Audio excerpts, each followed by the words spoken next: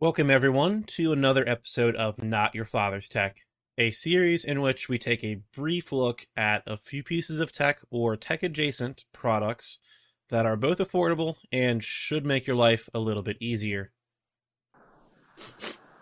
You smell that? It smells like a bit goblin. Today's theme is actually kind of unintentional, but it just kind of happened with some of the useful things I have been using around me. All of the items today use USB in some way, which should make these really easy to utilize with your existing devices. Full disclosure, I purchased all of these items, which is a distinction I did not make in my last video. I'm not big enough to get sampled products to review, but if I do in the future, I'll make sure to let you all know about it, so you can be sure that there aren't any shady ladies and outlaw gentlemen running the show from behind the scene. So, the first item on the docket today is the Orico USB 3.0 hard drive dock. Basically, what this does, it allows you to connect any old internal SATA hard drive or SSD to your computer via USB. And since it uses USB 3.0, you shouldn't be limited in transfer speeds except for that of the SATA interface or your hard drive. You can get one of these fantastic items on Amazon for only $33 for the dual bay version, which I have right here, and just $22 if you spring for the single bay version. In the box, you get the hard drive dock, a USB cable to connect it to your computer, and a super long power cable to power the device. The only difference between the two versions, other than obviously you can connect two drives instead of just one, is that the dual bay version also has an offline duplicating cloning feature, which lets you clone the drives without needing to do anything in your operating system.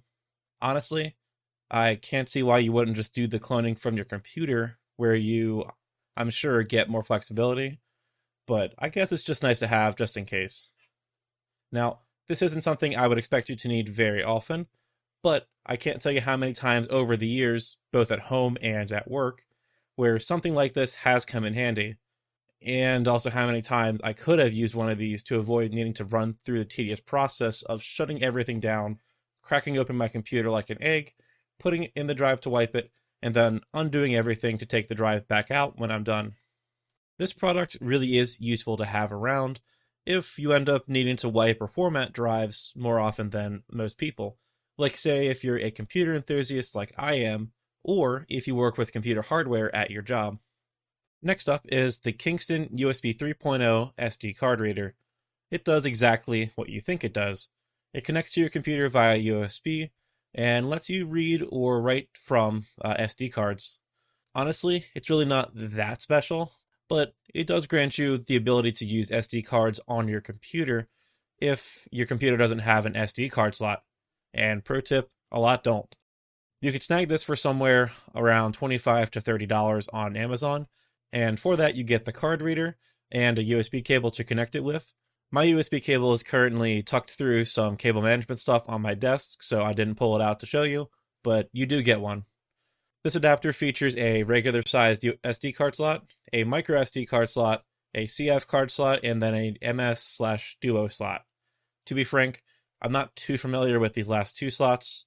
The CF slot kind of seems like it's compact flash, but yeah, I'm showing my youngin' age here, so let's just move on. While SD cards aren't used in most usual consumer tech, they're still very frequently used in cameras, single-board computers like the Raspberry Pi, and even in some servers to be used as boot drives. Uses where being fast and reliable is not important, but being cheap and easily replaceable is.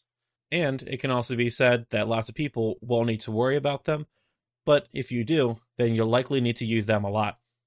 Myself, since I use lots of Raspberry Pis and love to tinker with them, it's frequent enough that I need to write an image to an SD card, and it's annoying needing to boot up one of my laptops just to do so. So, yay! The third item today is the Aukey USB portable battery bank. If you're normal, before the pandemic, you've probably run into a situation where your phone battery is almost out, but you're walking around the streets of your city without access to a phone charger, or you're just in the car on a long road trip without a proper car charger. That is where the portable battery bank steps in to save the day. For only $27 on Amazon, you get a 10,000 milliamp hour battery, a USB-A to Type-C cable, And on the battery itself, it has a cute little LED indicator with a button to activate it. If I can find it. Yeah, there we go. See, the LED indicator indicates that it's full or mostly full. 2 USB Type A ports, a USB Type C port, and a micro USB port to charge it. The black USB port can supply power at 2.4 amps, and the orange USB and Type C ports can supply power at 1.5, 2, and 3 amps depending on your device.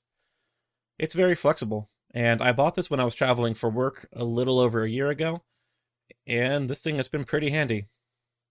Now, there are lots of other battery banks available to purchase, but this one caught my eye because it's a reputable manufacturer that I recognize and trust, so there's a higher chance of the power ratings actually being true, and it's less likely that the battery will blow up.